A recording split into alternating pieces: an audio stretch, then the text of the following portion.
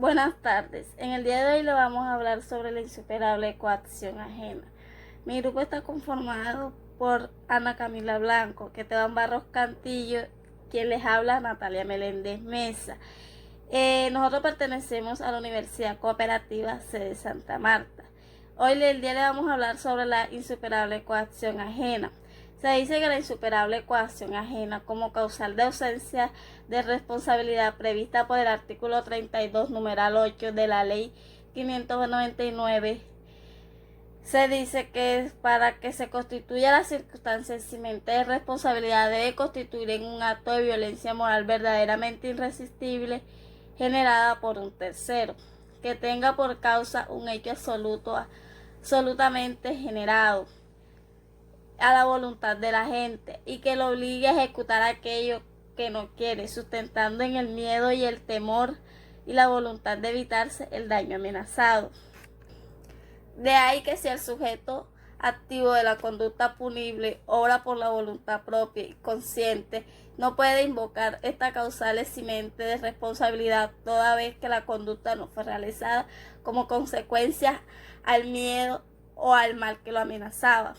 Recuerde que el miedo, según es la perturbación angustiosa de ánimo por un riesgo o daño real imaginario. Dicho miedo puede tener varias causas, a saber: A. Miedo a los fenómenos naturales. Este tipo de su génesis en las inundaciones, naufragios, terremotos, huracanes, provocados por la furia natural, que en determinados eventos llevan a la persona a un estado de sugestión patológica e instintivo y surge espontáneamente sin control de nuestra voluntad.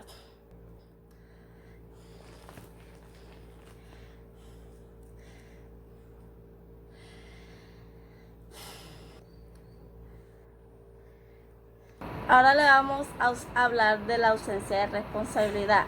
La expresión responsabilidad tiene distintas aceptaciones, por lo cual habrá que precisarse sus alcances para el derecho penal. Responsable quiere decir sancionable, dirá el primero de los autores citados. A su vez, su discípulo ha dicho que la responsabilidad jurídica será de carácter penal cuando el autor de una conducta contraria al ordenamiento jurídico penales impuestas en una sanción prescrita por la ley. El profesor Reyes había dicho que el término responsabilidad debía entenderse como sujeción de la gente de las consecuencias jurídicas del hecho punible cometido. En el mismo sentido, la Corte Constitucional estima que la responsabilidad penal es el compromiso que cabe en el sujeto para la realización de un hecho punible. Desde otra perspectiva, se habla de la responsabilidad penal o punitiva de la agencia jurídica, quien debe evitar que se ejerza sobre la persona criminalizada un poder punitivo intolerablemente irracional para poder comprender a una persona responsable penalmente y por consiguiente sometida a sanción penal deberá cumplirse con unas condiciones o presupuestos que integren ese concepto de responsabilidad, los cuales presentan diferencias según se estime al sujeto como imputable o inimputable. Son mayores discrepancias en el derecho penal para determinar cuáles son esas condiciones que se requieren para ser considerado responsable penalmente. Cuando se trata de imputable, se considera inimputable indispensable que mediante la sentencia definitiva se constante a la realización de una conducta punible. Esto es una conducta típica antijurídica culpable. Así, la Corte Constitucional ha estimado que la pena de la consecuencia de la responsabilidad penal de los hechos imputables cuando judicialmente se establece que se ha cometido un hecho punible. Según los artículos 9 del Código Penal, el artículo 100, se dice que judicialmente se establece que se ha cometido un hecho punible, típico y antijurídico y culpable.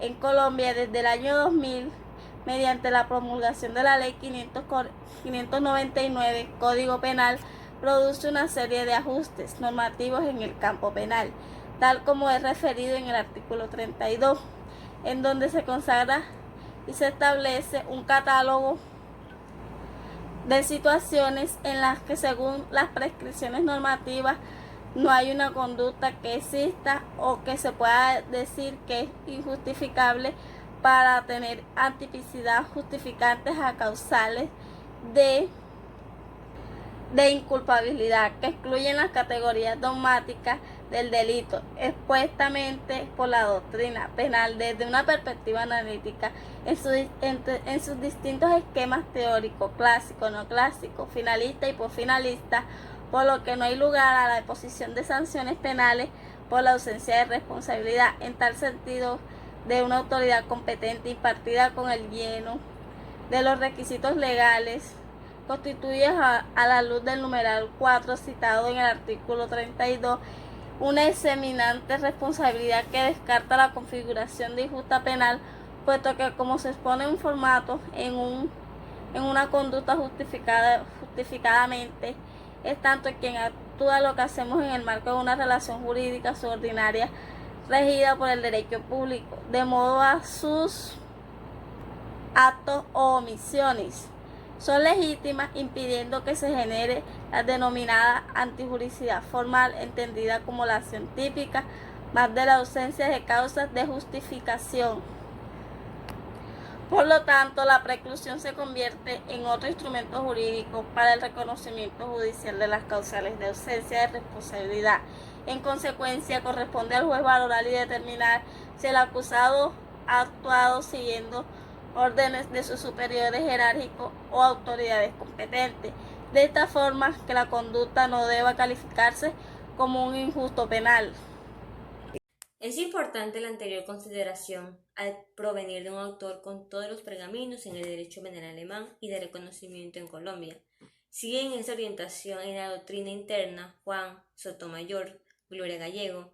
La necesidad de pena debe entenderse como una exigencia adicional a los elementos del hecho punible, y Velázquez, aunque no se muestre receptivo al concepto de responsabilidad penal como imposición de sanción, estima que además de los requisitos de la conducta punible, la pena debe ser necesaria.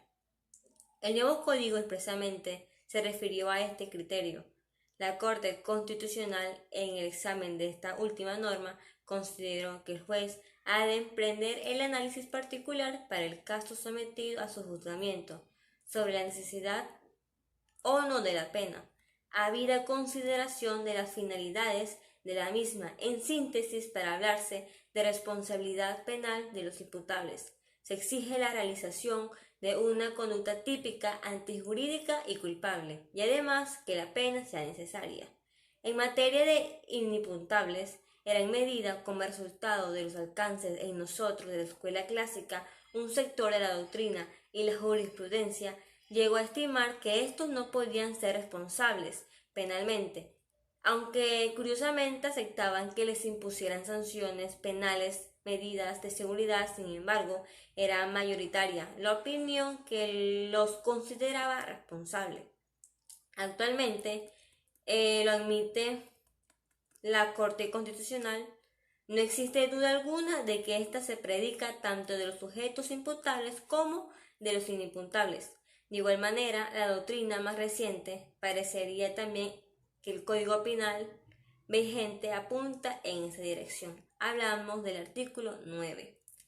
Las condiciones exigidas para ser considerado responsable penalmente si es inimputable varía en relación con el imputable.